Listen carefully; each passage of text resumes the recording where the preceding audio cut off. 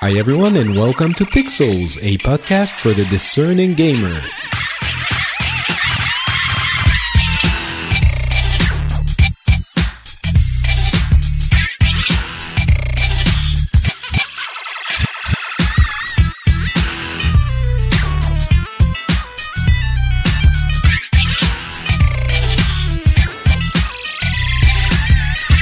Hello everyone and welcome back to Pixels. This is a show where we cover the game industry news and gaming in general for mobile, PC, consoles as well sometimes.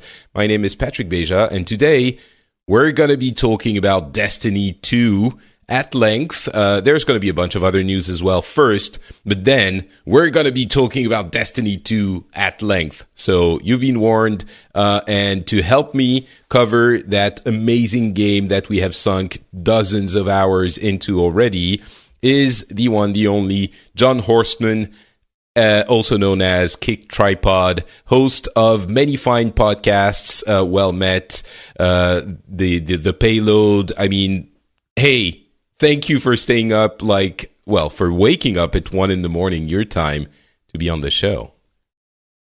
Patrick, I'm ecstatic. I'm absolutely ecstatic to be here. I was telling you before the show how proud I am of my time planning to make it so that I'm wide awake at 1 a.m., but I'll be able to go right back to sleep, make sure I get a solid 7.5, 8 hours, start off my work week. I wouldn't miss it for the world, and I'm serious when I say that. Well, maybe some things I'd miss it for, but just about anything, I don't think I would miss it for. So right. I'm excited to be here. Maybe if Bungie promised you advanced access to the PC version of Destiny 2, that could, possibly make it worth not being on the show. But that's maybe the only thing. Honestly, maybe just a couple of those bright engrams with those little microtransaction-y things. I'm going broke from those, Patrick. Oh, you're buying them? Don't judge me. Okay? I'm not. I'm just surprised. I never buy those, but I'm happy for you. I'm happy for you is what I meant to say. I'm happy for me too. All right. Well, we'll get back to Destiny in a little bit, but first, a bunch of things happened in the wonderful world of video games, and we're going to cover them.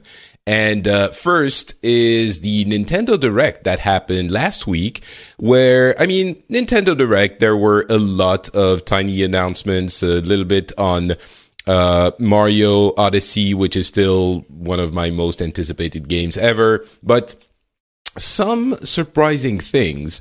The most surprising one, I think, was the fact that we're going to get Wolfenstein 2, the new Colossus, and Doom coming to the Nintendo Switch. Doom meaning the recent version from a couple of years ago, maybe last year, which I did not expect because the console is obviously not very powerful, and those games are recent. Now, that doesn't mean they're going to be their best version of those games.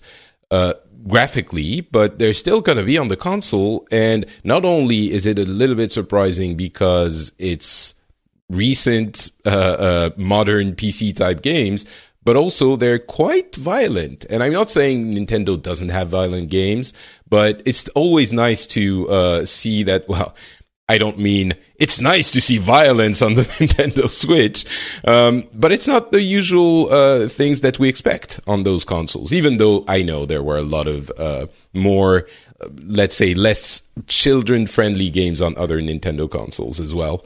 So that was cool. And then there's Arena of Valor, which is a MOBA by Tencent. I mentioned it on this show a few times. It's basically the mobile king of MOBAs, that it's Honor of Kings in China, but Tencent owns Riot, which does League of Legends, and this is the equivalent to League of Legends on the mobile platforms, and they're coming to Nintendo Switch. So the Switch is also going to have its own MOBA. And then a couple of John, do you have Switch fever? So I did a despicable thing, Patrick, when the Switch came out, and I'm not proud of it. but I'm glad I did it. You know, when the Switch came out, no one could get them. Did you go roam the streets, find a kid that had a Switch, punch him in the face, and steal it from him? Just about. It was the consumerist equivalent of that, I would say. I bought a Switch for about only like $50 more than what you could buy it in store. So I felt really great about the purchase, but I bought it like some dude went out and bought two and is like, sold it. And for some reason, way undersold. The other ones were going for like double, triple the value. This is like $50 more. And I'm like, do I really want to make a principled stand here for $50? Not that $50 isn't a lot. So I went out and got it for 50 extra bucks. Oh, okay. That's it. That's the end of the story. I was really afraid you were going to say, and then I sold it for like double the price. And then I sold it for triple. No. All right. I have a Switch. Okay. I have one. I really enjoy it, except my fiance, Katie, is so addicted to Breath of the Wild. I think I've gotten to play maybe 15 hours. It's that's understandable. Conceptually, I still think it's a great platform, but I really think that bringing like more multiplayer into the Switch, I think, is really exciting. Mm-hmm. Something that the Switch was kind of founded, not founded on, but one of the big things that they advertised in the beginning, was a bunch of cool kids hanging out at the basketball court playing NBA 2K17 or whatever together. And I want that. I bought, I'm starting to learn to play basketball just so that I can play on the streets, so right. That's what I want. And I would much rather be Wolfenstein or a MOBA than NBA because I'm awful at that game. Cool. Well, then you can go play. Well, I don't know if there's going to be multiplayer in Wolfenstein or Doom, but certainly in the MOBA, in Arena of Valor, there will be some form of multiplayer, I'm guessing, unless you need to use the touchscreen for that as well, which I'm not sure. We'll see. But cool. So you're switching it up, which is I'm very proud of you for that. And those $50 were well spent. I think so too. Those extra $50, I should say. They've also announced they're bringing the NES Classic back in 2018, and not only that, but they also said that the Super Nintendo Entertainment System Classic is going to see more manufacturing into next year, and I love that part of the story because it really puts to rest that ridiculous idea that conspiracy theorists always go to, that that manufacturer is artificially constraining availability so that the prices can go high. And like what I always say in those situations is, unless you're some kind of insane luxury brand manufacturer like diamonds and $5,000 bags, you're not going to want to restrain availability. You're going to be wanting to sell. It's ridiculous to not want to sell your product to people who want to buy it, unless again you're in that special category. And so Nintendo, I think it was Regis Fils-Aimé, president of Nintendo of America, who said, guys, do not pay more for this, Super NES than the retail price, because there's more coming. Like, don't pay more than you should. And so I love that example of a company actually saying, there will be more. This is not artificially us trying to do anything.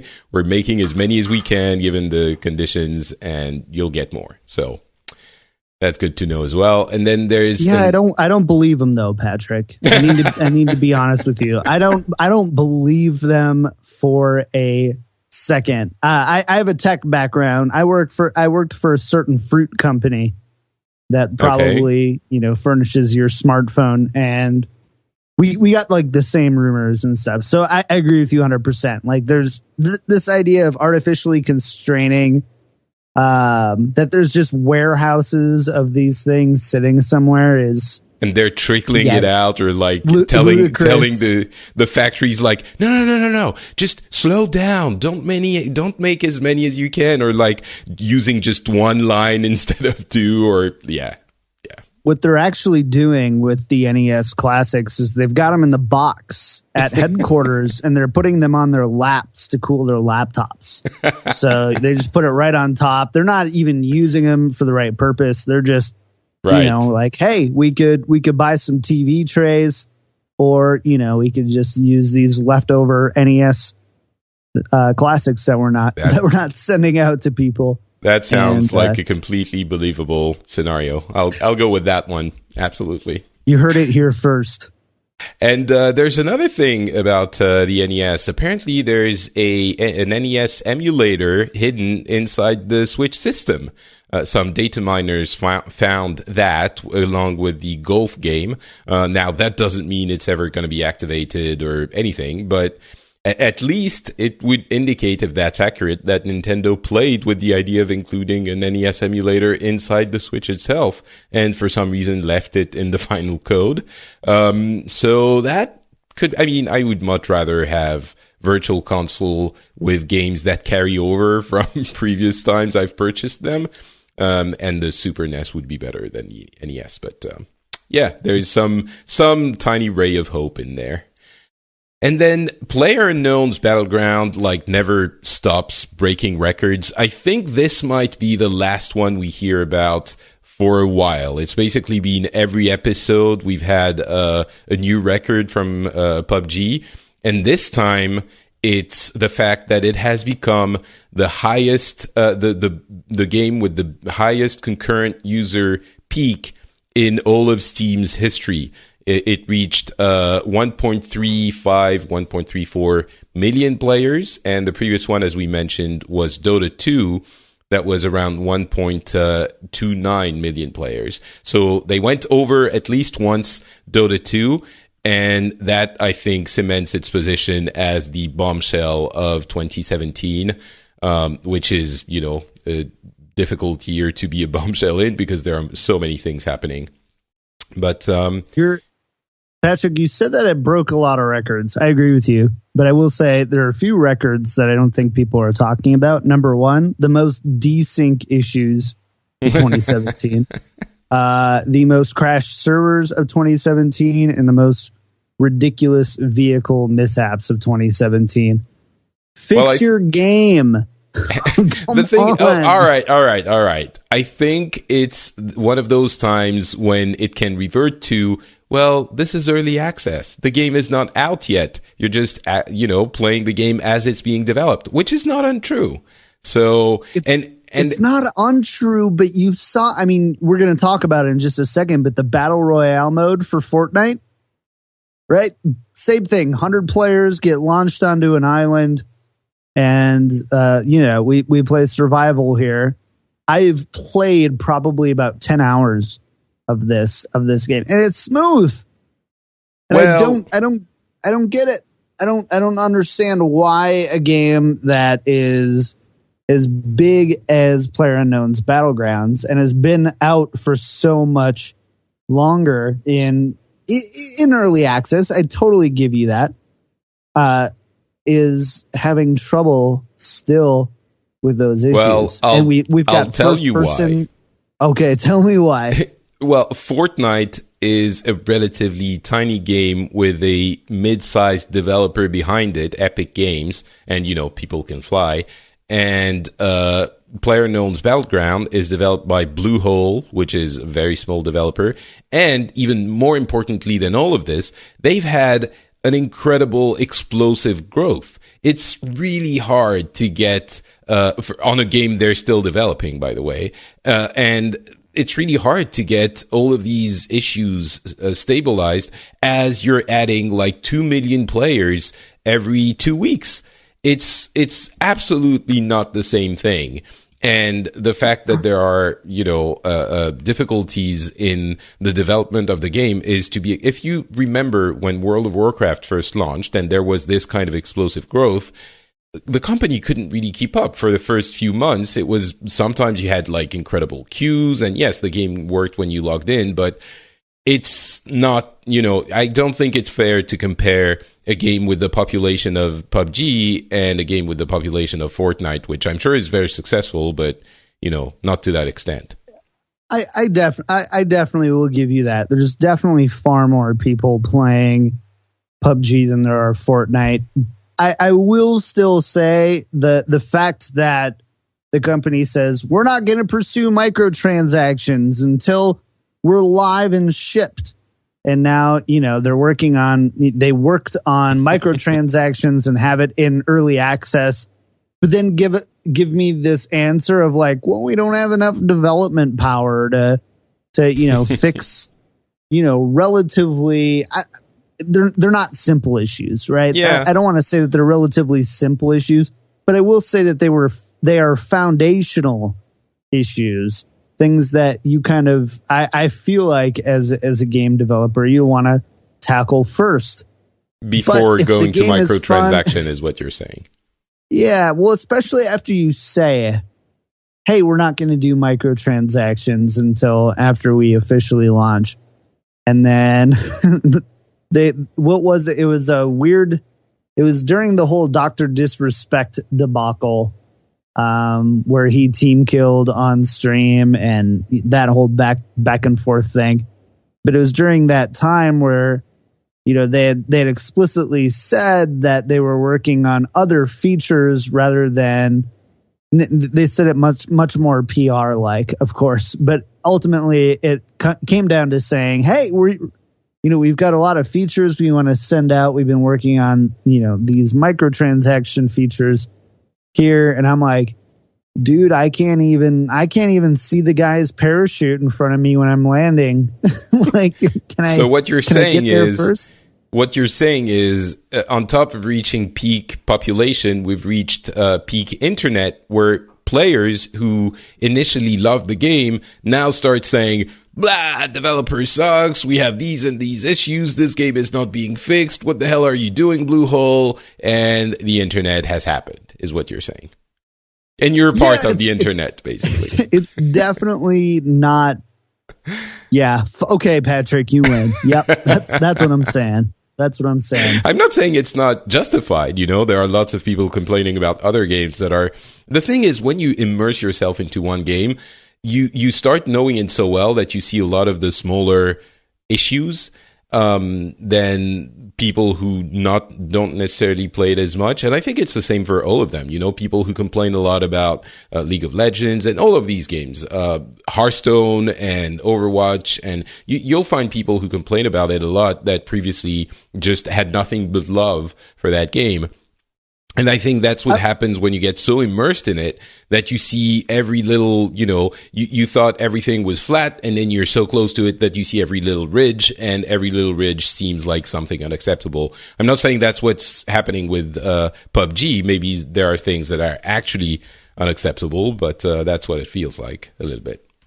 Yeah, I mean, I love the game. I would be lying to say if I was a hardcore player. I'm not. I've got maybe like 50 hours in total on PUBG, like enough to be familiar, but not enough to be like, not enough to be like, oh, let's go to, I can't even announce the cities or pronounce the cities' names yet. Like I'm still learning through those types of terminologies and things. But for me, as somebody who's very accustomed to shooter games, it's, it's obvious when the system, when you're shooting and where you're shooting, isn't lining up. And I feel like that is fundamental to a shooter. Right. And I would rather them even like gate off capacity and then let everybody in and give everybody a bad time, if that makes sense. Yeah, no, I understand. I don't think people have been having a bad time. That's not the feedback I've been getting. But I mean, it's breaking records. It's fun enough to like overlook. Exactly. But I think a lot of that would be if you were in that situation of, having to handle those 10 million players in less than a year, in like 6 months of existence, I think the perspective would be somewhat different. But I don't know. Well, the criticism is still valid. But moving on, Battleborn is is a game that has been having some issues as well. Namely, not many people are playing it. And now they've announced that they're not going to be working on additional content for that game, which I'm not going to be hypocritical and say it's a shame because I never really played the game. I tried it and it didn't work for me, but it's an example of the victim of Overwatch. Really, they had the misfortune of being similar enough to Overwatch and coming out close enough to it that it was overshadowed. And the interesting thing is that Lowbreaker is apparently having the same issue. They're still pushing the game and promising that they're going to be working on it, but they had latest thing I've seen was there were 70,000 people who bought it on Steam, and the peak was usually under 300 players, like peak popularity, peak concurrency. That and I mean both of those happened to come out too close to a juggernaut, so that's kind of sad for them. But I guess that's the game you play. Ooh, and talking about Fortnite, and you mentioned the Battle Royale mode. There's a lot of people predicting that PUBG's success is going to mean Battle Royale modes in everything. And Fortnite is probably the first one going there. So that's an interesting development as well. So Battle Royale. I really liked. Everywhere. Have you played Fortnite? Have you tried the Battle Royale mode? I haven't even played the base game. It's available. It's early access, isn't it? Or is it completely out? It's early access, but this one works. It works. I'm just kidding. I've played it a little bit, and it's a really cool. I mean, the island has to be, or the map has to be half the size of PUBG, where you put in 100 players. But it's a really cool concept of being able to build and destroy things as you're going through. Somebody's up on that second story building watching a stairwell. Well, fine, I'm going to build a little ramp up to the second story, and I'm going to take down the wall and jump in. Wait a second, because really I think a lot of listeners might not know exactly what Fortnite is. It's a basically third person shooter, if I'm not mistaken, team third person shooter where you can actually have building phases where you build your fort and then you have to defend it against the oncoming hordes of zombies, and that's the base mode, right? And then they put in a it's like a tower defense, like a third person tower defense that's team based. Yeah, right. It's really cool. So the base mode is fun, and this battle royale mode is fun as well. Definitely, especially if the base mode doesn't scratch that itch for multiplayer, which I would completely understand. This is just hey, look at our engine. Now get placed with 100 other players, and may the best person win. Is it a free to play? It is not. So okay. It's part of the base game. The base game, I believe, is $30. So that's early access. I'm checking it out now. It's going to be free to play when it comes out in 2018. Yeah, there's microtransactions galore. If I would say that there's one really negative thing I don't like about Fortnite, and for me it's not enough, I would still say get it, but it's very microtransaction heavy after what you initially get. But even more so, there's 9 different currencies that they have to manage between you have gold and dust, and you have survivors and lead survivors, and you have schematics for weapons and schematics for traps, and you have a lot of different things. But it's still a good game. You still recommend it?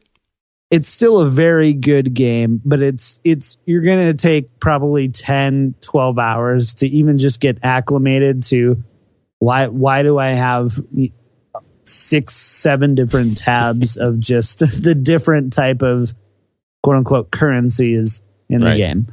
Well, if a third-person tower defense / battle royale appeals to you, then you can go with the early access. It's probably around $30, I'm guessing. But then you can, if you're not that into it, you can wait for it to go free to play in 2018 and then play it then. And given, the crazy, I've named that phenomenon, by the way, on my French show, the idea that there are so many good games that you have to wait, you have to select games that you are interested in, but not super interested in. You have to basically put them out of your gaming list because there are other games that are better that you really want to play. Like you have to select out good games for better games. I think this is the 2017 axiom, the axiom 17. So there you go. Yeah. That's the rule. That's the thing. It's a thing now. If we're being honest, it happened in 2016 as well, but I think it's going to be a thing going forward. So axiom 2017 is that rule. There you go. Yeah. Very quickly, a few other things. South Park, the fractured butthole, has a hilarious, very South Park setting of difficulty where the difficulty you choose in your game changes your skin color. Basically, your skin color determines your difficulty. It doesn't change the difficulty in the combat itself, but everything else is more difficult. Like people are slower to warm up to you and give you stuff. They ask more. If you have a quest, like you have to get more of an item to complete the quest and stuff like that. And that is incredibly, like, it's obviously offensive. It's social commentary in the way South Park does it best. And I thought it was hilarious and kind of depressing that this is, this makes sense. So I did want to mention it. Yeah, I mean, if people aren't upset about what a South Park game, has or is doing, like, I feel like it's not a very good South Park game at that point, and they could just like let The Simpsons do it, right, or something, because I've come to grow accustomed to it. I'm not a huge South Park guy. I've probably seen 10 episodes in total. But I can totally appreciate that kind of space that they live in of nothing is off limits. Everything is free game. And, they have the ability and therefore kind of almost a responsibility to, like, as content creators, whether via TV show or video game, to like really push those boundaries. And I'm glad to see after they're on like season 24 or something like that. That they're still doing that. So that's pretty cool. Yeah. And I think it's cool that they're doing this in the gaming world as well. I mean, it's South Park, so it's more the comic than the video game, I suppose, right. But it's still a legitimate video game. And the fact that they bring in social commentary in that super biting way into this world is, I think is appropriate. So I just want to know what that game will like be thought of in like 30 years from now. I'm going to be, almost 60 years old, and we'll talk about the game where the difficulty was determined by skin color and what that actually means and how that holds up. Yeah. Over over time. If there's historical studies and of social commentary, that probably will stand out more than people bashing others over the head with a pen in PUBG. That's the kind of thing that remains. Magic the Gathering is going to be putting out, basically Wizards of the Coast is going to be putting out another Magic the Gathering digital game, and that one is going to be fast-paced and easy to follow. So I think they misspelled a little bit more like Hearthstone in that article, in that quote. But I mean, the more the merrier. It's cool, but it's another sign of the influence of those games that basically become juggernauts and influence everything. We were talking about Overwatch and PUBG in its own. Oh, What's happening? My alarm is ringing. All right, we're good. And PUBG, is probably going to influence other games to go into battle royale modes over the next few years. And so if you're looking for an easier to get into Magic the Gathering Arena, I believe is how it's called, is going to be coming out soon. And the Magic the Gathering Battle Royale mod is coming out 3 months after that. Yeah. You drop 100 summoners inside the same arena, and everyone casts cards all around. It's going to be fun. And some of them are frying pan cards. Okay. Yeah. And then finally, Blizzard has announced they're opening their own esports arena in Los Angeles. And that one surprised me a little bit because initially I thought it was like an actual sports arena for esports. And I was like, oh my God, this is amazing. This is incredible. Actually, when I thought about it a little bit more, first of all, it's a relatively small arena. It's a few hundred seats from what I understand.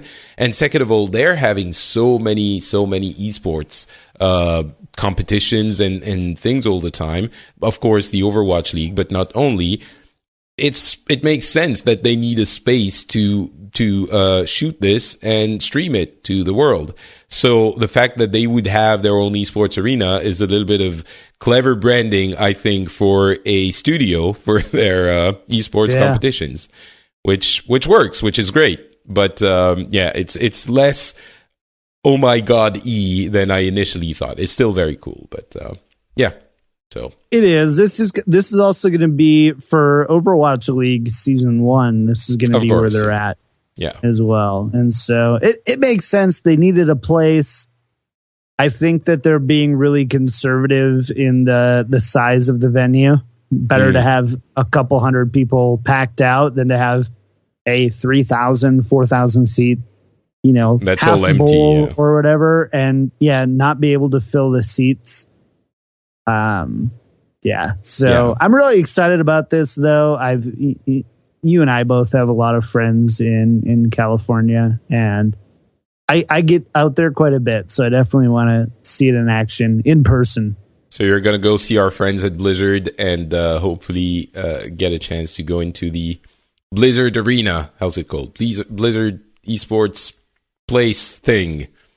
I want like season ticket. Like I want a season ticket skybox. Like how cool would it be to have a Pixels like skybox where you could your season tickets to like Overwatch League. That would be nice if they provide the teleporter to get to LA, in the same with the skybox. That would work. Just use that private Pixels jet. I'll think about it. It's often used to go to Japan as well, so I don't know if it's going to be available. Although you can go around and then do the trip around from you keep going east, you land in Los Angeles eventually. So that could be arranged. All right, well that's it for the general gaming news. There's a bunch of other things happening, but we don't necessarily want to get into PewDiePie apologizing for saying racist things. We might talk about it at some point in the future. It might happen again. Who knows? We'll take that opportunity then.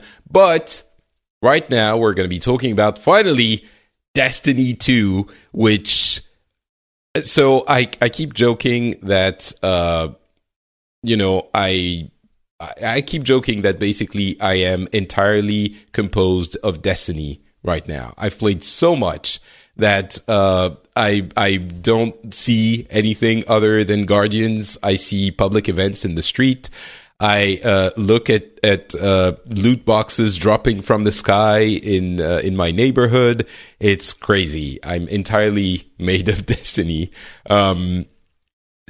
People who have been listening for a while know that I was completely in love with Destiny 1 when it came out, even more when the first expansion came out.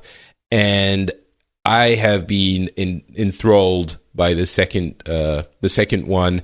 Came out a week and a half ago now.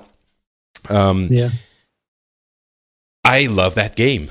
we're going to go into, I made the mistake of not describing what the game actually is in my French podcast. And people told me, well, if you don't know what it is, then you didn't make a great job at explaining what it is. So we're going to get into this. But first, John, well, you have a podcast about the damn game, so I'm guessing you like it. I've listened. I know you like it. But what did you think of spirit did you go into Destiny 2 with, and what do you think of it? In, very quick summary, and then we'll go into more details. But what do you think of that game? I have a very love-hate relationship with Destiny. Destiny 1, I really loved conceptually, but there wasn't enough content, and there were too many design oversights for it to really scratch my MMO FPS shooter itch. And when they announced Destiny 2, saw what they were about and saw how they were reapproaching the game, I knew I had to be involved and wanted to be involved and be a part of creating content for it. And man, they for me personally, they blew my expectations away. I don't want the game to look different. I don't want it to play different. There was just a lot of broken systems and just kind of a history of bad storytelling in Destiny 1 that they needed to address. And I think they were smart to just make it Destiny 2 go, okay, we've got a bunch of mistakes that we can correct. Here's what we did. Here's Destiny 2. So do you think it fixes all the issues you had with the first one?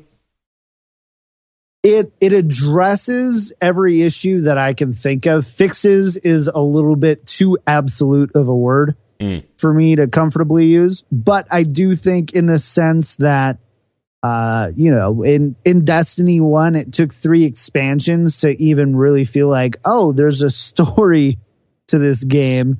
Not like they opened up a Dungeons and Dragons book full of terminology and just kind of said, here, Peter Dinklage, read these. I feel like they've actually really addressed the story, made a great cinematic single player experience. I know you and I got into it a little bit on Twitter. Yeah, we'll talk about that. I really enjoyed it. So we'll talk about this in a second, but for the people who have no idea what Destiny is, and Destiny 1 and Destiny 2 are very similar. They're basically variations on the same principles. The way I explain it is that basically Destiny 2 could be Destiny 1 after a couple of major expansions.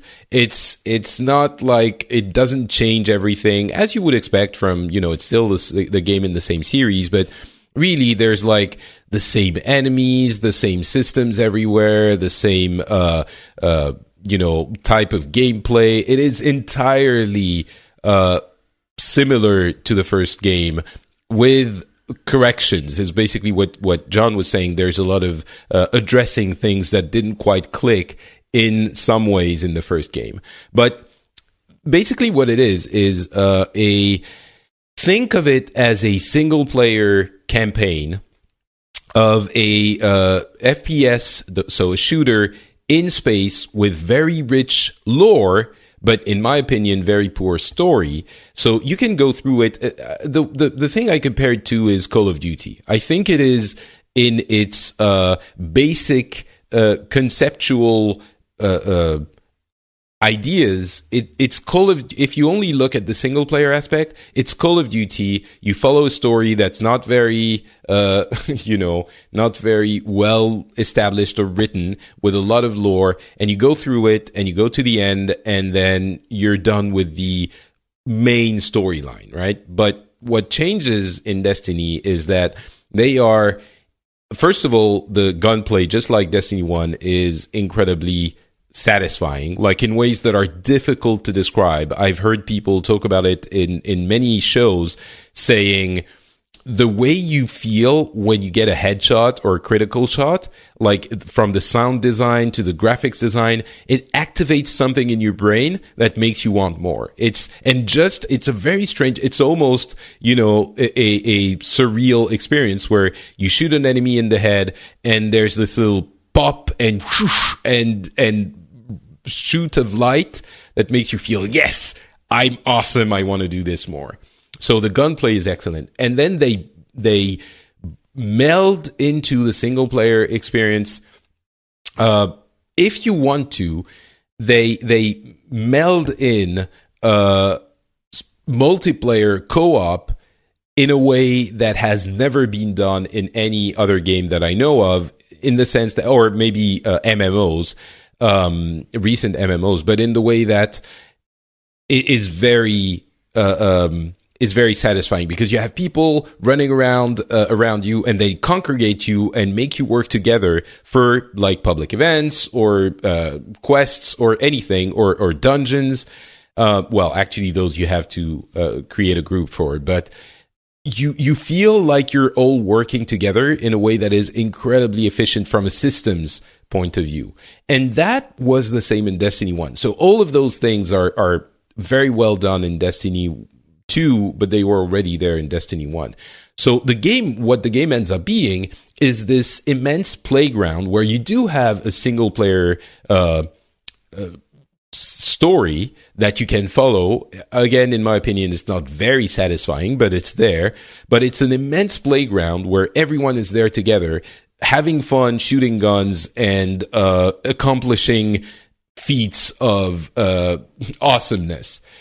One of the things I also mention is the fun of doing a dungeon where the difficulty, a strike in that terminology for Destiny, the difficulty is so well tuned that you really feel challenged, especially when you do it for the first couple of times. You're not sure exactly how all the mechanics work, but you feel challenged enough that it's difficult, but not so challenged that you're banging your head against the wall.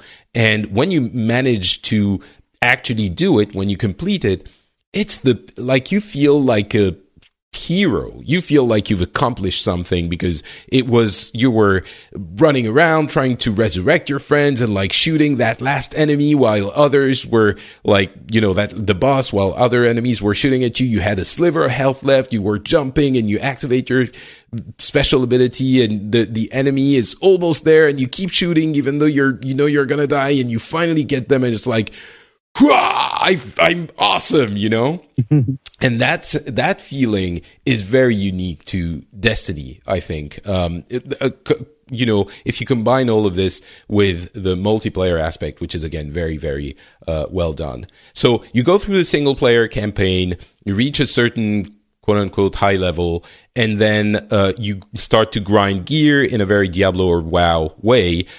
You progress quite a bit until a certain level. There are plateaus, but then you can progress again.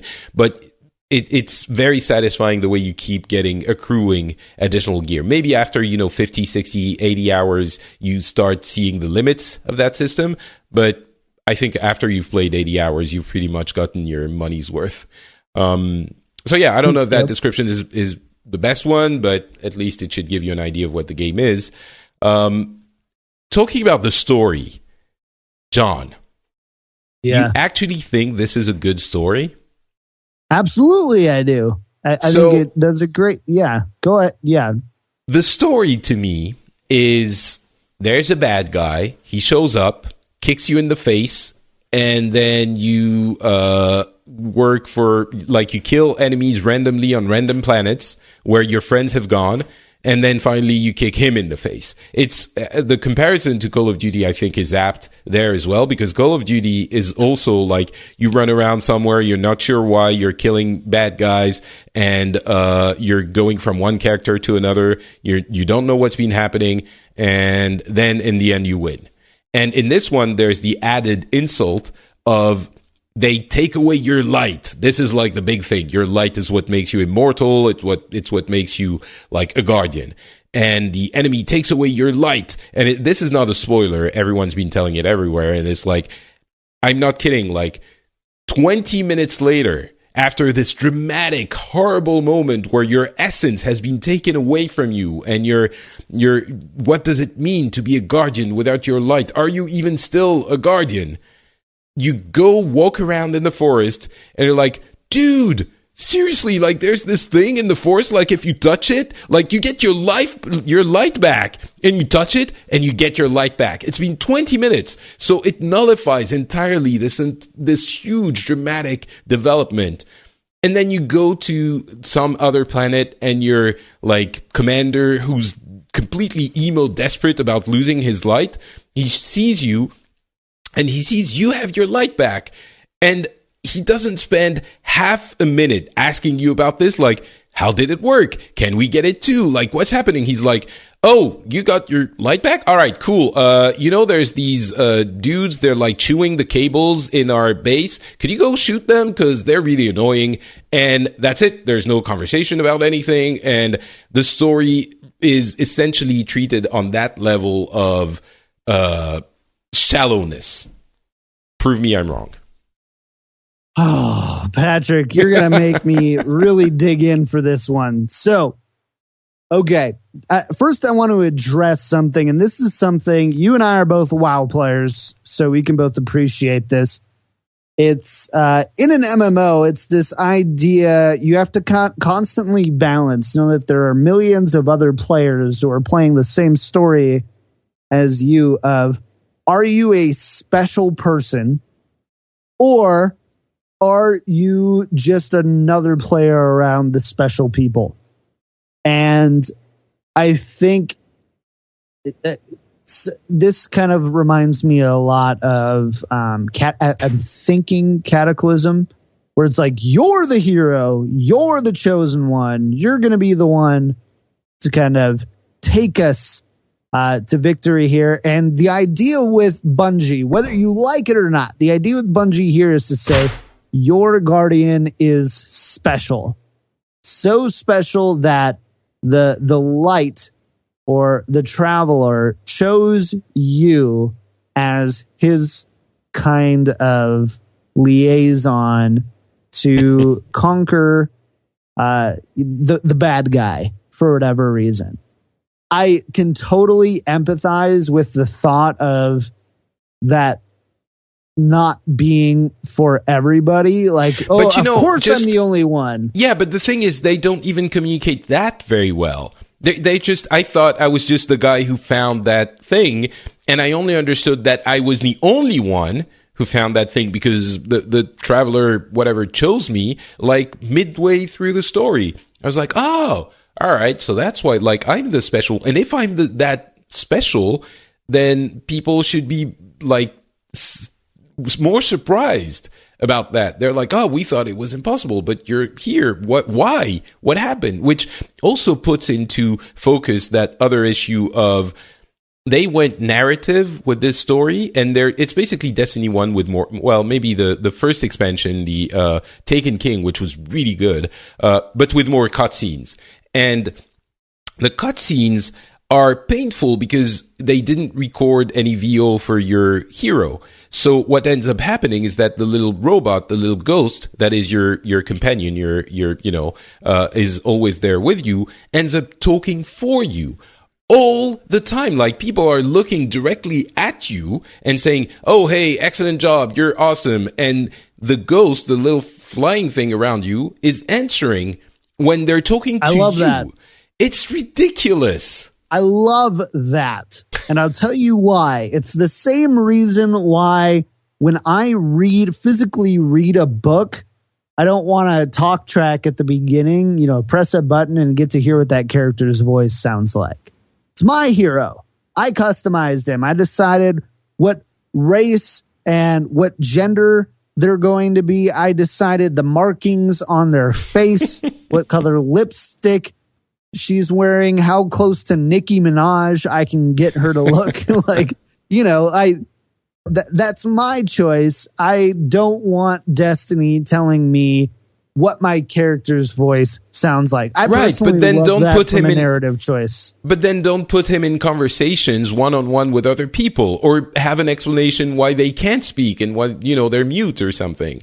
But All right. Anyway, okay, this is like almost. I think an we can aside, get over but that piece. Yeah. It's basically the story. I think is very bad, and the narrative aspect of the bad guy could have been explored so well with his second in command was really interesting, but it ends up being 2 cutscenes. I didn't even understand that the dude, dies at the end something, but someone dies at some point. I didn't even get it. Does anyway, he? Well, maybe.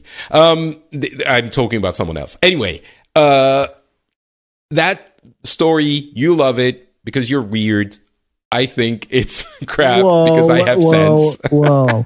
So here is what I didn't like about the story. We're going way into spoiler territory here, guys. Wait. Spoiler. Nope. I would like to remain spoiler free if possible. Okay, let's fine. All right. Let's address it at the end. At the very end, you'll tell me what that is. All right. Okay. But, let me write a little note to myself so I don't forget. Okay. The other everything else about the game, I think the story is again not great, but everything else I think is incredible. And I have a hard time deciding whether or not people who tried Destiny 1 and didn't like it would love Destiny 2 or would enjoy Destiny 2. And I'm not sure because to me Destiny 2 is exactly what Destiny 1 was, better in quality of life ways. Like you have a map now and you can fast travel to parts of it and you have public events available on that map so you can know exactly where they are and when they're going to happen. And the progression, like the loot satisfaction when you get a chest, like everything flies out of it and you get all of it and it feels like a Diablo chest, basically, in that feeling. All of those things are better done, but I don't know how different it is from Destiny 1. Maybe people who kind of enjoyed Destiny 1 but were annoyed by those obfuscated systems will like it. But I think if you didn't like Destiny 1 at all, I don't know that you should even give Destiny 2 a try because it's really the same thing. But if you no, you disagree? So I would say I would agree. If you didn't like Destiny 1 at all, if you don't like the idea of an FPS MOBA or not MOBA MMO, you're right. There's probably nothing more that Destiny 2 has to offer. Now, in my opinion, it's not pretty MMO though. Because there's no. There's no questing, there's no huge areas to explore. I think saying MMO is what got people excited about Destiny 1 and then disappointed because that's not what it was. I wouldn't call it an MMO. I think the disappointment, Destiny 1 or Destiny is absolutely an MMO, but I think people automatically associate it with the other MMORPGs that you play on PC with like these huge, giant, massive worlds of collecting 10 boar hides for this guy so that he can cook dinner so that he can feed himself to make you a cloak. It's I get that perspective. It's massively multiplayer online. You have social spaces. Now, social spaces are limited to about 23 people per spawn, I guess I would say. So the max that you can have is 20. I believe it's 23. It's like 23, 26, or 21, somewhere in there. But you're limited to that amount of people there, which, if you've ever been in Stormwind and WoW, is peanuts. But I would say if you're hanging out in Hellfire, or what is it? Whatever. Any other place, very rarely is there more than that many people there anyway. It's only for the big zones that really matters. It's absolutely, by definition, it's an MMO, but the scale of it, I totally agree. It's the scale of it is definitely smaller, but the idea is that you spawn into a world and immediately you can be introduced to new players, people who aren't NPCs and aren't you and aren't in your fire team. In that sense, yeah, I agree. I would say it's more similar to from the structure point of view. It's a little bit more similar to Diablo than it would be to an MMO. I would say it's except you have more people around you. That's true. you have more people around you, and you roam, in a place where there are a lot of people around, or, maybe a dozen or so in that same space. And then you will have stuff that happens that you all take part in. Public events are foundational to the end game experience, or at least preparing for the end game experience. And that basically can't be done if there aren't other people spawned in with you. So what makes you love Destiny? What makes it so? Because I think there's a common feeling for people who enjoy this game, which is very visceral. We enjoy it in ways that maybe we don't enjoy other games. It's like when we get into Destiny, it's it feels great, and we're like very much attached to this game and the feelings it gives us. What do you think does that, if it does that for you as well? I mean, there are certain itches, I think, that just the game overall scratches. For me, I was a on-the-fence Destiny 1 player. Loved the concept, but in actual execution, I think it fell short in a lot of ways. At the end of it was fundamental gameplay. I don't think it emphasized gunplay enough and emphasized abilities too much. I think they did an awful job setting a story. It's one thing to say, I didn't like the way they told this story arc. And another thing to say, there's a story arc, I think that's the thing maybe people aren't aware of if they didn't follow the story of Destiny 1 or the release of Destiny 1. And that was, if I say I'm not happy with the story in Destiny 2, it is so much better than the story in Destiny 1, which was totally non-existent. It was ridiculous. It was this like weird mystery wrapped into an enigma that nothing made sense, and there were names and there was so much lore but no narrative line, that there was races and names and factions and stuff, but none of it had a coherent narrative. But right, sorry. Yeah. So what makes it literally one of the biggest answers in Destiny 1 lore was, I don't have time to explain why I don't have time to explain, where it's just like, come on, dudes, like, you got to give me something there. So what makes Destiny 2 so work for you? So Destiny 2 works on a few different levels. Number one, the actual emphasis on the gameplay itself, in the sense that I actually paid for my first 2 years of college playing Halo. I'm a pretty hardcore console FPS guy. So you were competitive? I didn't realize that. Yeah. I played on the MLG circuit, was ranked in the top about 30 teams in the world at one point. My brother and I played, and so I'm very passionate about my FPSs on consoles. And something that Destiny 2 or Destiny 1 did awful was it emphasized grenades and abilities and stuff versus the actual gunplay. Shooting people with you're talking about the PvP aspect here. PvP, but even in PvE, it's not like shoot the crit spots more and do better. It's like, shoot them wherever you want and just build up your super, and then once you do that, everyone burn it down and that's done. Like, that was really stale and flat for me. The second thing, story, we already talked about. That Destiny 2 really addresses gameplay. It addressed the story to an acceptable level. I personally really enjoyed the campaign. I can totally see that it's not going to win any awards for storytelling by any means, but it's by far, for my opinion, it's by far from a bad campaign and a bad story. Though,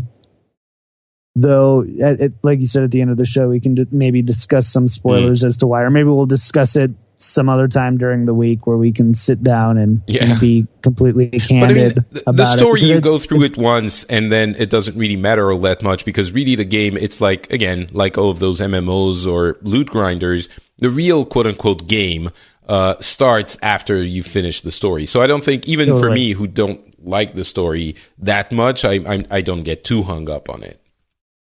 I think that's an important point. The other big thing for me is any meaningful PvE content was typically cheesable, bugged. There was no real in-game or first-party tools to finding other groups, and so it's like, hey, you need 6 other people to do it. Good luck, and you're just done. Where with Destiny 2, the emphasis on community and clans, and it's in some ways more robust than the clan system in World of Warcraft or a guild system in World of Warcraft, which I think is really amazing. In some ways it's not, but there's definitely some things like being able to log into an app and see your clan chat is I think a really great way to create that lifestyle type game that people want to often have. I'm a guy where once I'm playing a game, I play it really hard and I want to be totally invested in it. And if I'm at work, I can't play Destiny 2, but I can jump into clan chat, see what everybody else is doing. They did a really good job on the app piece. But I think also, to your point, oh, go ahead. Yeah. Sorry, go ahead. Oh, I was just going to say, to your point, Destiny 2 is mainly a PR moniker, in my opinion, in the sense that from actual content, it could very well have been a very, very, very impressive and expansive DLC. Instead, what they say is there's a lot of people who quit, left, or just couldn't get over some of the things where Destiny 1 fell short. Let's call it Destiny 2. Make it easier for people to go, I'll try that. I really like Destiny 1. I had a lot of reservations because of A, B, and C. And hopefully they address that. And I think that's ultimately why we have Destiny 2. It's not because it's coming on PC. It's not because everything is so much different. To your point, I can't really tell if I'm playing Destiny 1 or Destiny 2 from even a graphic perspective. Yeah. It's a little bit better looking. If you go back and watch videos from Destiny 1, it is a little bit better looking. Like there's more stuff in the world, sure. But yeah, it's not that different. You have the same enemies. Some of them are a tiny bit different. You have like one additional enemy for each of the 4 enemy races, or 5, but that's it. It really could have been an expansion. But for me, I think what really works, but again, I was a huge fan of Destiny 1, but what works is, specifically for this one, I think they've managed to give you the feeling of progression a little bit more, because you always get something, whatever you're doing, and there's so much to do. Like until we reach the plateau for power, and that takes a while if you're not a super incredibly crazy player like us who's going to sink in 30 hours in the first week. There is always something to do. Always. Like you go in and you feel like you're doing 5 things at once. You're doing a mission and a challenge and a public event at the same time and a patrol. Like it's super, it's teeming with stuff to do and activities to offer you. And if if you have friends who are playing as well, you can jump in. It's even more friend friendly than something like Diablo is, or that WoW is with the new adaptive level thing, where if you join someone, you adapt to the level. Here, it's just, you go into one of the areas, you have side missions that you can do even when you're max level. You have, things to find in the world, which we didn't mention this too much, but Bungie does this like no one else. They include like small mysteries that people go out and find and work on as a community. And they've done this for years, and they're incredibly successful at this. Like, even in something as simple as one of those public events. So to give you an example, you have the map in front of you, and there is a point in that map that says public event coming in 2 minutes. So you go to that spot, you board your little sparrow thing, which is a speeder from Star Wars, basically. You go to that spot. There are going to be other people usually that are there because they've seen it as well. So they're going to congregate. And at that point, something happens. Like there's an alien drill that comes into the ground and it starts drilling. So you have to protect it, to capture it as the enemies are going to come and try to dislodge you. And in all of those different public events, if you do something specific that is never explained in the game, then it turns into a heroic version of that event. It becomes more difficult. But it never tells you, shoot that little spot when it lights up, or kill that enemy that is protected by a shield unless you stand on that spot, or stuff like that. And the feeling of community that it creates, I think, is second to none, because it forces everyone to work together to figure it out. And the best thing is that once enough people have figured it out, even if you never participate in the subreddits and the community, the forums and the Discord chats and all of that, you start seeing it happen in the world. And you see people doing something specific that you see a few times in those events, and you're like, oh, so they're doing something I should pay attention to here. And you realize that when that thing is completed, you turn into the event into a heroic version. And so you understand. So there's, even without chat or, voice chat or text chat, there is this kind of communication and feeling of community that is created in this game, way more than in any other game I've ever seen. So that is a huge achievement. I would say there are maybe not enough strikes and not enough public events. They become a little bit repetitive after like 80 hours. Agreed. Yeah. Agreed. Won't hear any complaints here from that. Yeah. Yeah. But aside from that, it's that I think if we try to explain Destiny to someone, we keep coming back to the immensely satisfying gunplay and ways of getting you to shoot stuff. And I think one other thing we should mention is items that have people think of an FPS and they might say, oh, well, you get better guns to shoot more powerful enemies, and that's it. And certainly that's a big part of it. But there are also items that are called exotic items, which are very, like legendaries or like above legendaries. Like in Diablo, you have items that modify the way your abilities work. And you have things like that in this game, which force you to try different types of weapons or different types of abilities, which, let's be honest, the different classes are not all that different. When you get into the specific abilities, they might have different abilities, but it's not like you're not going to be shooting the same guns, right? In many games, you have different base abilities. Here, everyone's shooting guns, and you had gravy of different abilities on top of that. Yeah, absolutely.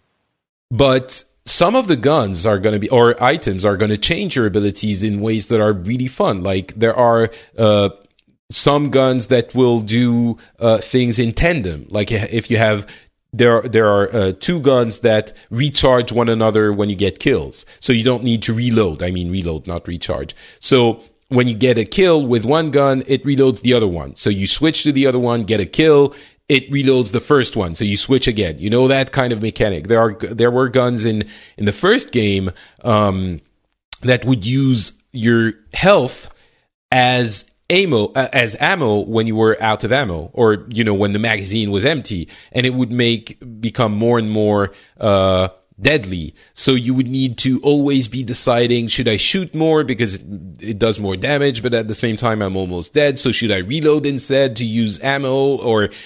And all of those things get into play when you reach max level and you start discovering all of those things, which make for very deep and motivating gameplay. And I think that plays a huge role into why people love this game. Yeah, totally agree. It's a grinder's game for sure.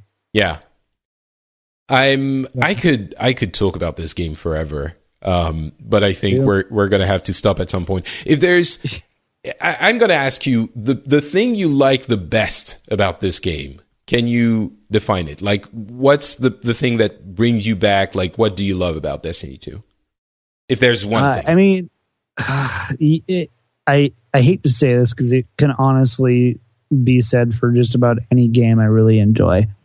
It doesn't matter about how good the systems are, how good the graphics look, how compelling the story is. For me, it's all about the community and how I can interact and engage with others. And I think Destiny 2 really addresses and does a great job at making communities such a compelling part of the game. Like, if you're going to play Destiny 2 and you're planning on playing it by yourself and you're just going to solo and do your own thing, not going to use any of the LFG tools, not going to join a clan, you're going to have a really bad time, in my opinion.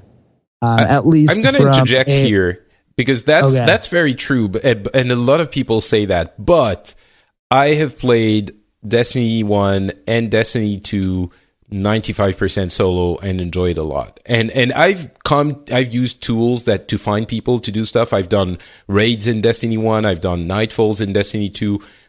But I mean, it's easier if you have friends in a clan, but it's definitely doable. I've done it solo. So I just want to mention it this. It is doable. It totally is doable. And I meant to, and I probably should have been more clear, like include LFG tools in that because I'm often the same way where it's like, cool, what is my, what community do I want to be? I don't want to commit to a clan. Maybe I'm not active enough.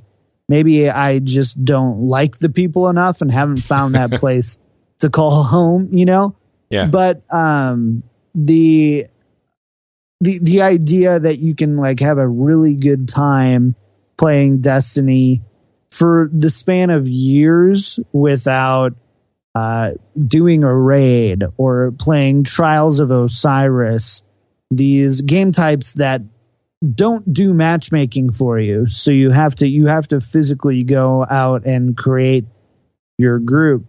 It's very lacking. It doesn't make it that special of a game anymore, which I would say is very different than it not being a good game or not being fun for dozens of hours of content. But that's the difference between being a good game and a great sticky game that'll keep you coming back over and over and over again.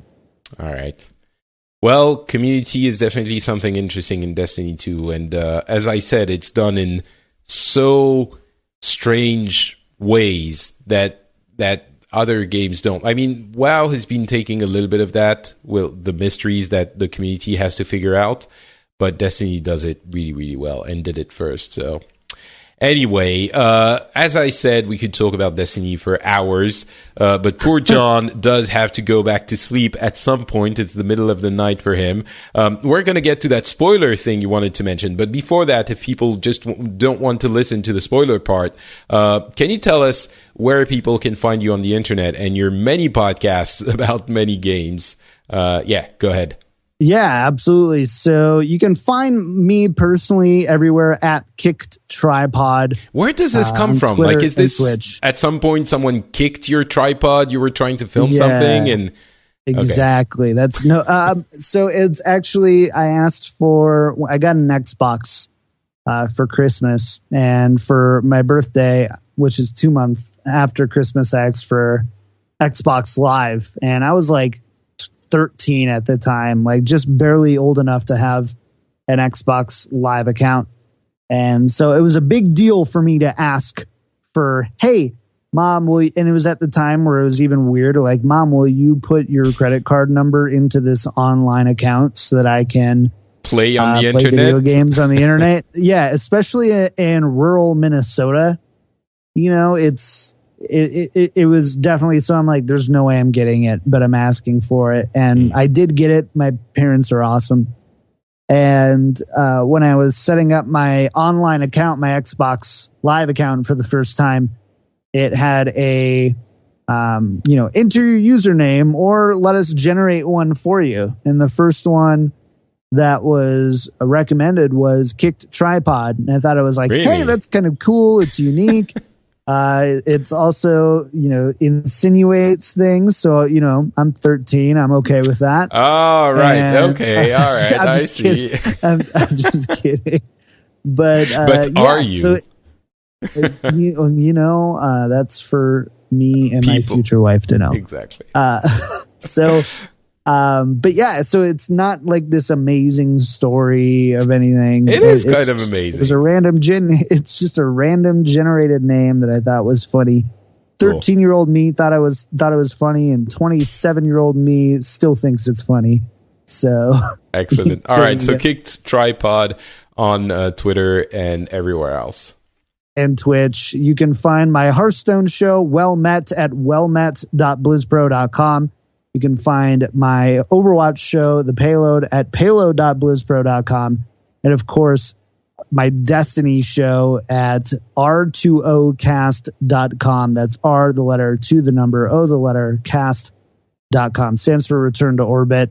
And I actually do a little side show as well with a guy called Trevor May. If you're a baseball fan, he's a closer for the Minnesota Twins.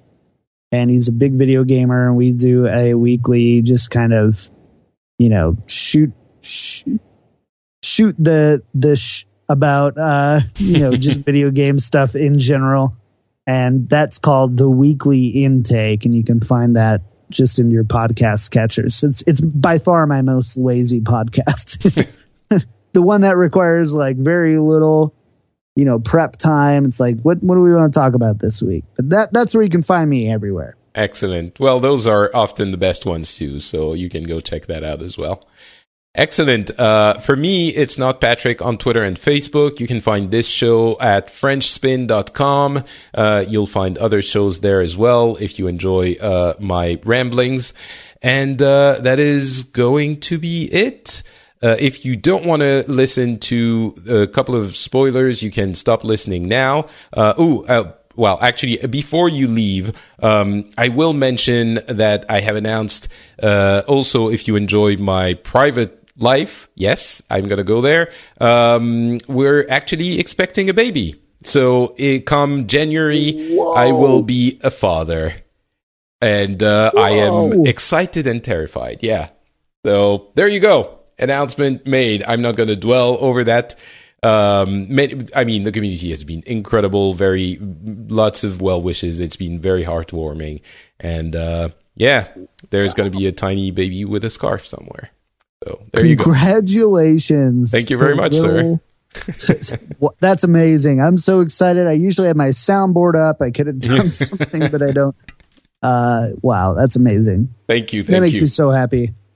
So I did want to mention it because, the people listening have been following me for a while, and through many, many things, including, going to work for Blizzard and then going out and becoming a podcaster and meeting my wife and getting married. And now it's the next step. So, this is going to be really fun, I hope, and very challenging, but rewarding as well. Everyone's been telling me, basically, good luck.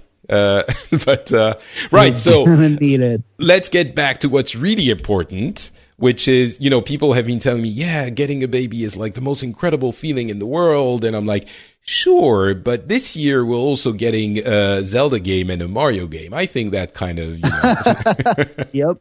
It's great, but Mario and Zelda the same year? I mean, surely that has to rival it, right? Perspective. So spoiler. All right, we're going to get into that spoiler territory for a minute before we close off the show. So if you don't want to know any spoilers about Destiny 2, you can stop listening now. Thank you so much for being with us. John, what's the spoiler? Okay, so we were talking earlier on in this show, we were talking about the story, and you're telling me things you don't like about it. And a lot of it, what I equated to is that it just moved very quickly. And I can totally empathize. I'm like, yep, I totally get it. I cannot believe that the arc was resolved so quickly. This guy comes in, kicks our ass, literally kicks us off the ledge, takes all of our light, I'm fine with the arc of like, hey, we were chosen and we're the ones who are be representative. We are in like the gladiator of the light to Gaul, right? We're the chosen one. I'm fine with that. But I thought, and I even said on Return to Orbit, I said, like, there's no way, like, this is going to be 3-4 expansion arc. This quest to getting your light back, you mean, and kicking Gaul's ass?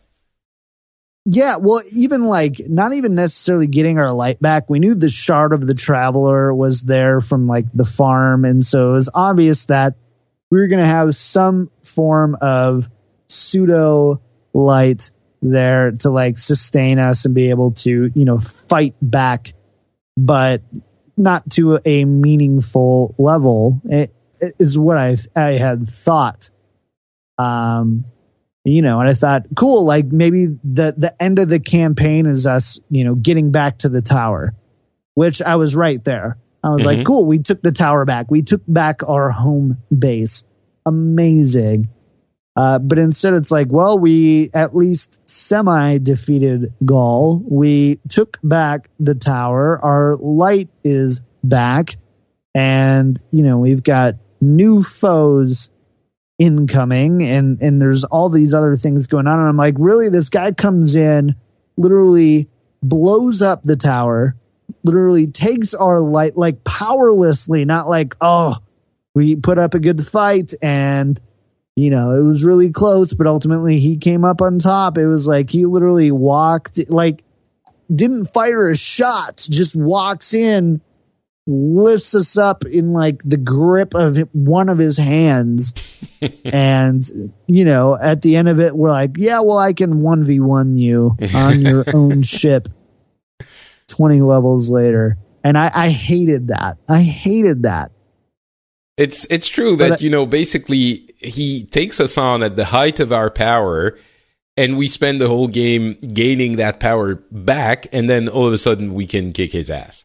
It is. I did like the fact that it was resolved. That it was basically, yeah, he's dead. That's it. Yeah, we're not gonna drag it forever.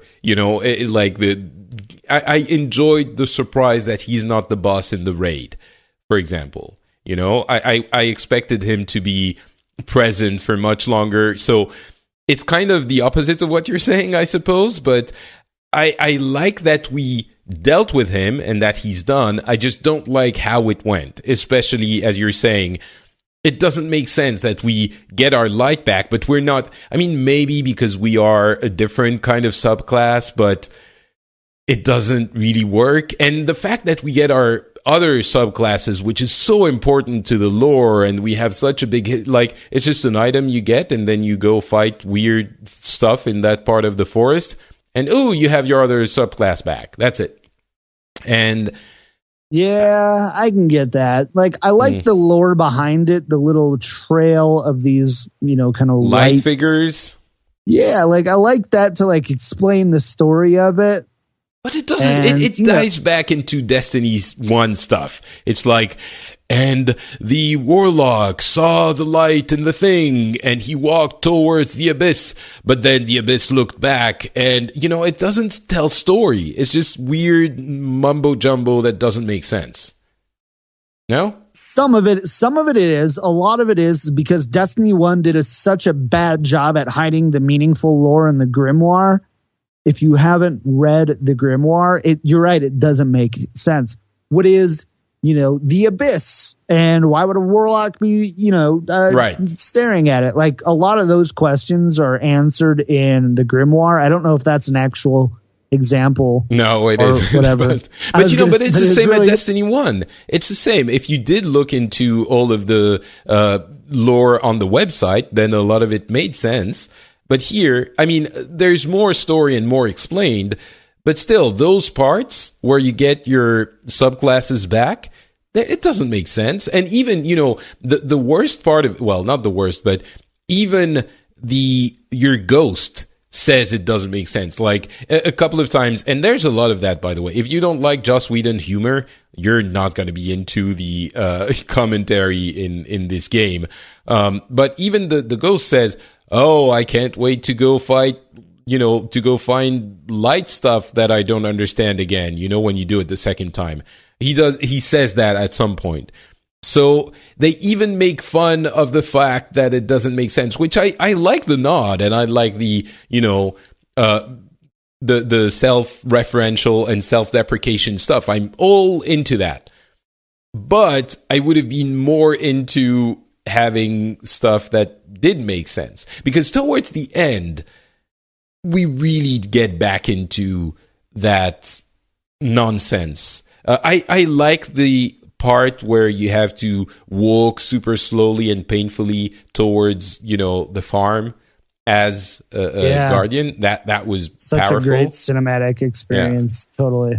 I like the relationship between Gull and his basically dad that isn't his dad, and Gull gets super, he has daddy issues for sure. But I like that relationship, but again, it's not very much explored. I didn't understand that they killed the speaker. That, when his mask falls, I'm like, oh, we're finally going to see what happened, what is behind the mask. But actually what they mean is he's dead. And they're like, oh, all right. Well, has that been confirmed anywhere? I guess not, but I mean, he's nowhere. And I think people have said that he's dead. I don't know. But again, it's unclear. It's not clear enough for me to be like, oh, speaker's dead, right, blah, blah, blah. But it's also like not ambiguous enough to be like, oh man, when are we going to find out if the speaker's really dead or not? It's like, I wonder if they're going to run across a story arc where all of a sudden the speaker shows up, the speaker back. Yeah. That would be cool. Yeah. I would love to see him back. I don't have strong feelings either way. You're the problem is, I think that the Destiny world and lore is so expansive that I don't know that if they're going to do I would say let's say 12 to 15 hour campaign. If they're going to do a 12 to 15 hour campaign, I don't know how they could get us from losing our light to defeating Gaul. I don't know if they can get us there in that amount of time without moving really quickly and skipping over important points. So the question is it a mistake then to make the arc go that far? Or should we have more supplemental materials? Like, I would love some, Destiny novels.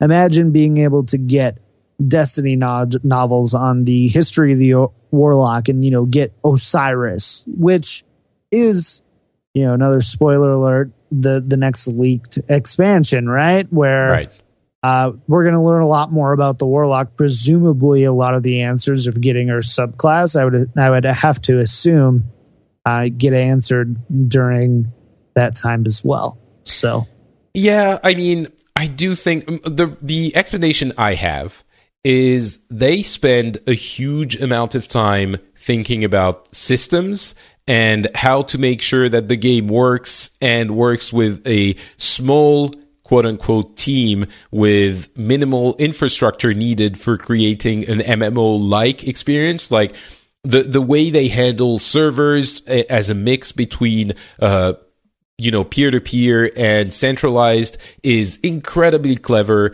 The way they do the animations, for example, like if you've ever noticed, all of the animations are just one animation. The reason why your Guardian teleports to its ship, in and out, is not to look cool. I mean, it kind of looks okay, but the reason is it allows them to put in that animation to do it once and use it everywhere. Same when you put out your ghost. They have transmat effects, though.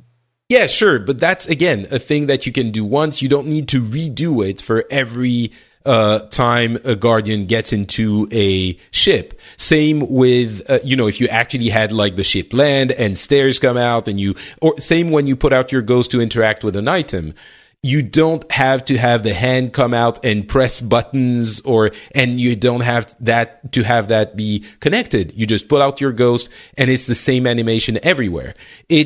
All of this is thought as how can we be the most efficient possible to make a great shooting experience. And I think that is what we feel in the story as well. I think they put together the systems, they focused on, making quality of life changes and making sure that the systems, the core gameplay was as good as it could. And the campaign and the story is kind of an afterthought. And if they can, and on top of that, I think, I'm sorry for the writers at Bungie, but I think the writers are not super talented. They're not really good, because there would absolutely be a way of telling a story of redemption for your guardian and finding some way, it would have been dumb. Like, you find this one item that is Gold's weakness, the way every lazy story is ever done, to justify the fact that you can now beat him after having, regained your light to the level that you were before. It's not like you're stronger. So why can you beat him so easily? Just find this one item or this one thing, but it's an afterthought for them. I really believe it's not their focus at all. They focus on the systems, on the infrastructure, which, on silly things that were there in the first game. How do you manage a menu system without having to navigate through menus and submenus with your joystick and have it a good experience that is mouse-like? It's the thing they found. The interface is genius. That navigating with that little reticule that you bring over different items, sure. And it's really well thought out. And those are the things they're focusing on. They're making a game. They're not making a story. So that's my explanation. But I could agree. I don't like the world. I don't like the word afterthought, because I don't think, I think that they were intensely focused on the story. What I don't think Bungie even still realizes today, because Bungie is to your point, a gameplay and systems company. When it comes down to it, even like the Halo stories, how many questions were left unanswered in the Halo stories? And obviously that's over a decade ago. So a lot could even change, even if they were an amazing storytelling company then. It doesn't necessarily mean they are now. It's 15 years later. But they are. They make incredible gameplay, and they're really, really innovative with the systems that they design. But when it comes to story, I don't think they realize, when you have a franchise like Destiny or Halo, how much people want to know and want to live in that world. And I don't think they've given us enough as players to be able to, quote unquote, live in the world of Destiny. I want books, Patrick. I want comics. I want movies for, obviously that last one's way down. A bit ambitious, but yeah, but like, imagine, like, there's no, in my opinion, there's no reason why we shouldn't have these complementary books and novels about really important and really intriguing stories in the Destiny universe. I feel like it's a great fit. I feel like Destiny is an amazing franchise to, bring on some great writers, sci-fi writers, to tell some really amazing stories about places that it's really hard to say. It's really hard. Okay, you have 3 classes, 3 subclasses. It's really hard to tell specifically the story of each of the subclasses, or even the fact that why these classes exist, let alone their subclasses, right? Yeah, well, I mean, they could. The irony is that the setting is amazing. The idea that you have, our world, humanity, at one point, there's this weird thing that shows up, that's a giant bowl of we don't know what, that shows up and makes us evolve into a race that can explore the solar system. And then, we have hundreds of years of golden age as we colonize the entire solar system, and that traveler terraforms moons and planets, that's an amazing setting, and it can lead to so many compelling stories. That's why I think they're more of a lore than a story company, and the lore is great. They have the basis for great stories. It's just, that's why I say maybe the harsh word of afterthought, or that they're not focusing on it or whatever, but they have the possibility for making something awesome. They just don't do it. But if I'm being honest, the conclusion I would get to, because again, I could talk about this for hours, but you need to go back to sleep, or unless you don't have to. We are and talking in that about case, it for hours. Yeah. If you don't want to go back to sleep, I can keep going. But the conclusion I would get to is, I would much rather have the version of Destiny we have now than them making less good, if that's the choice we have, making less good gameplay and systems and better story. Because ultimately, the story in the video game, I think, depending on the type of video game, but the story in this type of video game is something you enjoy for a little bit, and then you have the systems. And there's enough lore that it works. If they had less focus on the gameplay and the systems to focus a bit more on the story, I think ultimately the game would be less compelling over the many dozens of hours that I'm playing it. So I'm happy with that compromise. Just to I am too. I think that's a really good way to put it, is if I was given two alternate realities, one where there's a perfect Destiny story, but the gameplay and system isn't that good. I'd like, give me a movie. Like I'd rather just you Right. should have just made a Destiny movie. Versus the flip side of having amazing gameplay and systems with an acceptable amount of story, and one that they've shown that they're committed to making better. And I think that it's a step forward against anything that they've made so far. Like it's by no means, in my opinion, as a step back, or even just a complacent, like, meh, good enough type of thing. I genuinely do believe they tried really hard. I just don't think that they understand when you say Xur, Agent of the Nine. I don't think they realized how many people would be so passionate and so intrigued on what is the Nine. Why did you put that there? And Destiny's like, well, we actually just, it sounds really good. Like the guy who names things in Destiny, like he's got to awesome. be, he gets it, man. He just gets it. I love the whole medieval sci-fi thing that we have going on, and I love that, but I don't think that Bungie even fully realizes that every time they're like, the Abyss, what's the Abyss? And you're like, I don't, it just but sounds really cool, right? It's really interesting because Blizzard has been doing this, and we know Blizzard very well, so we reference it all the time, but Blizzard has been doing something somewhat similar, but immensely more satisfying with Overwatch. They're sprinkling stuff here and there, and telling parts of stories without ever giving you all of the other, the detailed explanation for everything. But they're giving you little bits that you can latch onto and appreciate for the world of Overwatch. I feel like Destiny does little bits, but that are not satisfying, because it's just, as you said, it's just names. It's just, I think Jeff Kanata in DLC described it as lore.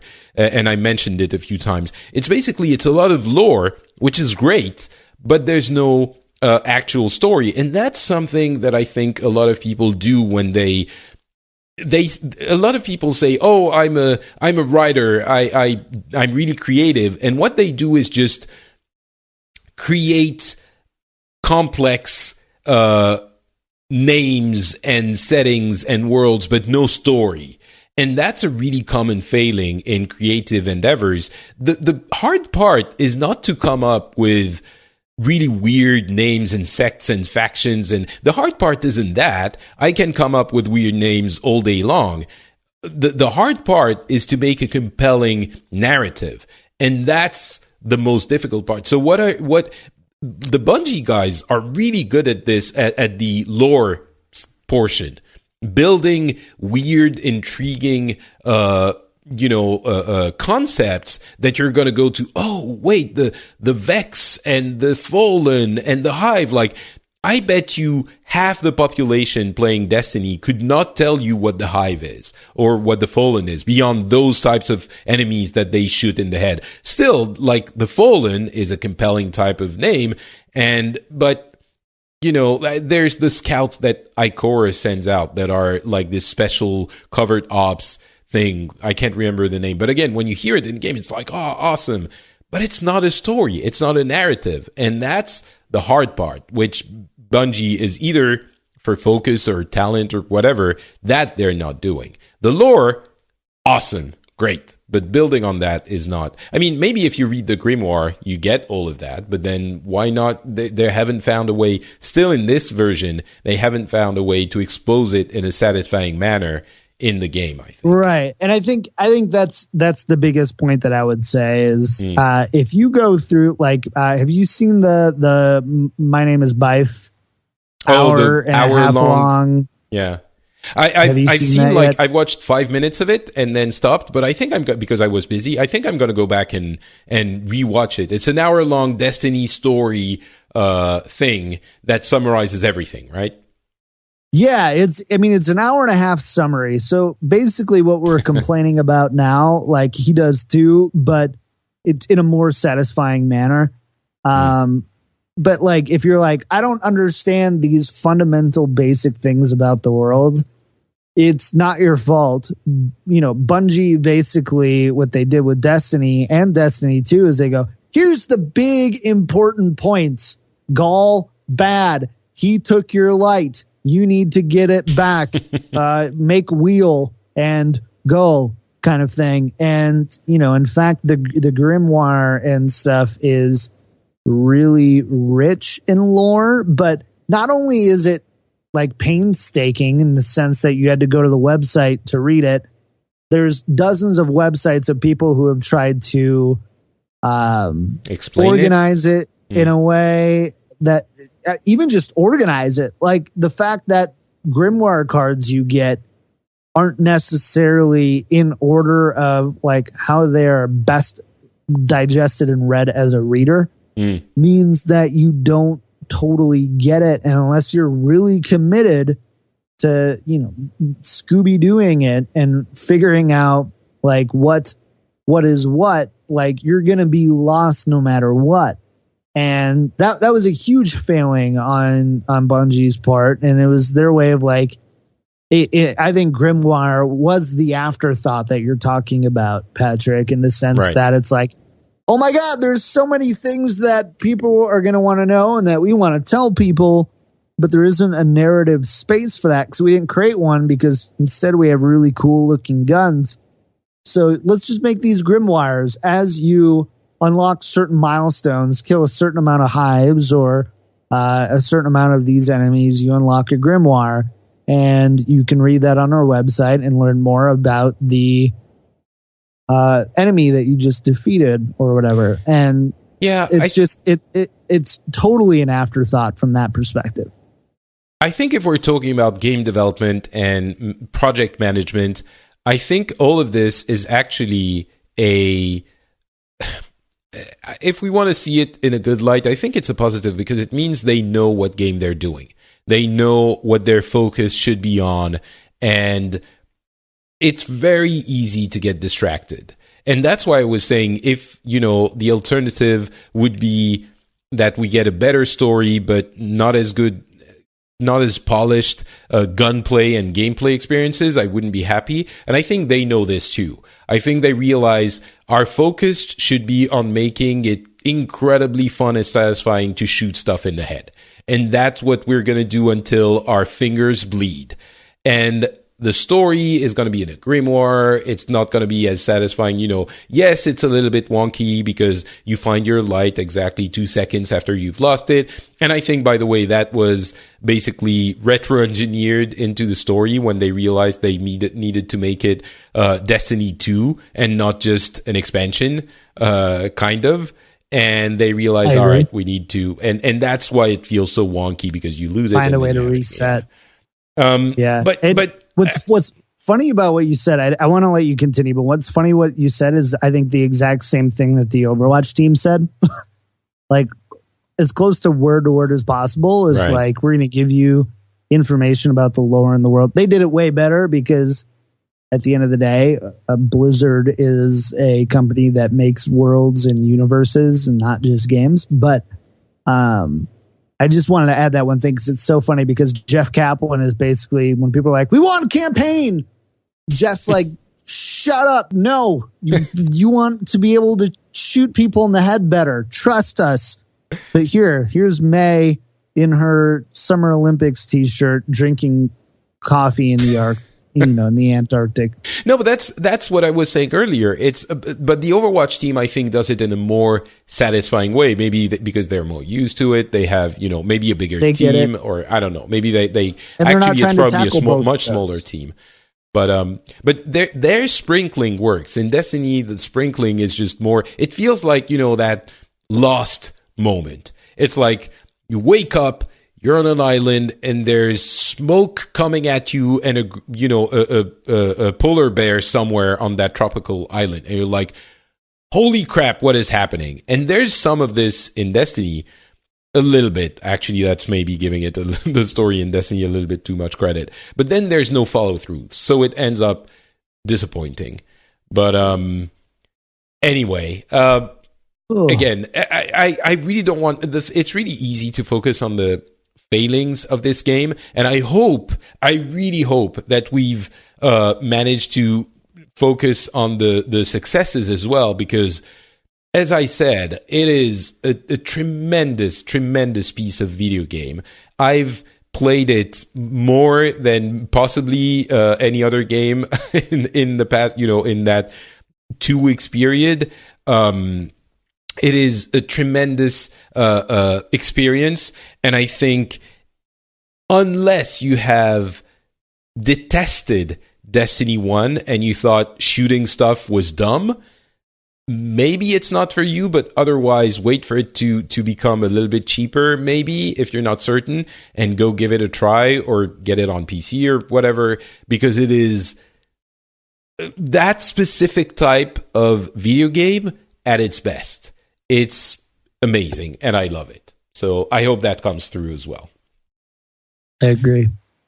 All right. Well, thank you so much for listening to the end, dear listener. And thank you, John, so much for staying up so late to talk Destiny with me. I really appreciate it. Oh, it was a blast. I told you before, man, I'd take just about anything off my calendar to get to come join you on Pixels. So thank you. Thanks a lot. Awesome.